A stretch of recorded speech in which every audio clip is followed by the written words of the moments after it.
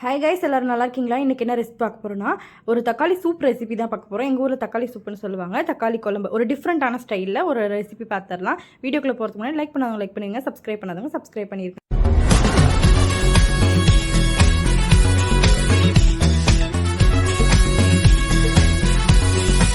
First தக்காளியெல்லாம் கலந்து ஒரு puree மாதிரி ரெடி பண்ணிக்கலாம். அதுக்கு வந்து 2 டம்ளர் தண்ணி எடுத்துக்கோங்க. அதில் வந்து குட்டி நெல்லிக்காய் சைஸ் அளவுக்கு புளி இது நல்லா தண்ணியிலே கரைச்சிடுங்க. அதுக்கப்புறம் 8 பல் பூண்டு எடுத்துக்கோங்க. அது தட்டிட்டு இந்த மாதிரி கையில் கசக்கி எடுத்துக்கோங்க. இது கூடவே தக்காளி வந்து 4 தக்காளி நல்லா பழுத்த தக்காளி எடுத்துக்கோங்க. அப்போ தான் நல்லா உங்களுக்கு திக்கான குழம்பு கிடைக்கும். அப்படி இல்லைன்னா பெரிய ஓரளவுக்கு தான் பழுத்திருக்கு அப்படின்னா ரொம்ப குட்டி குட்டி குட்டியாக கட் பண்ணிக்கோங்க. அப்போ தான் உங்களுக்கு மசிக்கிறது ரொம்ப ஈஸியாக இருக்கும். இப்போ இந்த பொருள் எல்லாத்தையுமே நல்லா கசக்கி விட்டுருங்க. அடுத்தது நம்ம மசாலா ஆட் பண்ணிக்கலாம். மசாலா ரொம்ப சிம்பிளானது தான். மல்லித்தூள் வந்து 3 டீஸ்பூன் ஆட் பண்ணிக்கோங்க. இதுதான் நல்லா திக் கொடுக்கறதுக்காக. அடுத்தது மிளகாய் தூள் வந்து 1 டீஸ்பூன் ஆட் பண்ணிக்கோங்க. சாம்பார் பவுடர் வந்து 1 டீஸ்பூன் ஆட் பண்ணிக்கோங்க. இது கூடவே மஞ்சத்தூள் வந்து 1/4 டீஸ்பூனுக்கு அதிகமாக 1/2 டீஸ்பூனுக்கு கம்மியாக கொஞ்சம் அதிகமாக இருந்தால் தான் நல்லாயிருக்கும் கலரு. அதுக்காக 1/4 டீஸ்பூனுக்கு கொஞ்சம் அதிகமாக சேர்த்துட்டு இது எல்லாமே ஒன்றா நல்லா மிக்ஸ் பண்ணி விட்டுக்கோங்க.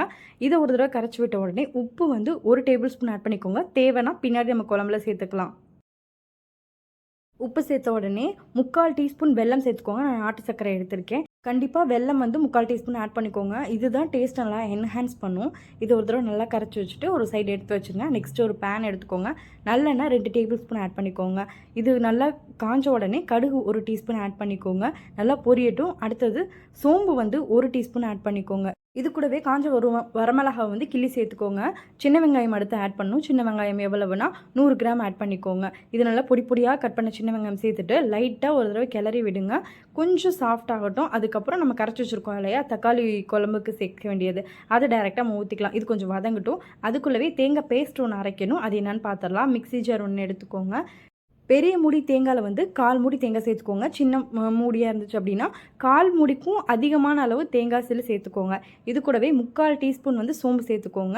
1/2 டீஸ்பூன் மிளகு சேர்த்துக்கோங்க. நான் 1/4 டீஸ்பூன்றதுனால இதை தடவை போடுறேன்.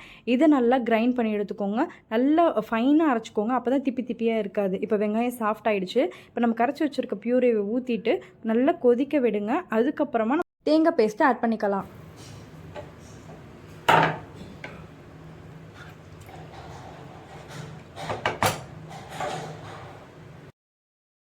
குழம்பு நல்லா கொதிக்க விடணும். அதுக்கு நல்லா மூடி போட்டு கொதிக்க விடுங்க. அதுக்கு முன்னாடி 2 கொத்து கருவேப்பிலை சேர்த்துக்கோங்க. அப்போ நல்லா கொதிக்கும் போது வாசனை சூப்பராக வரும்.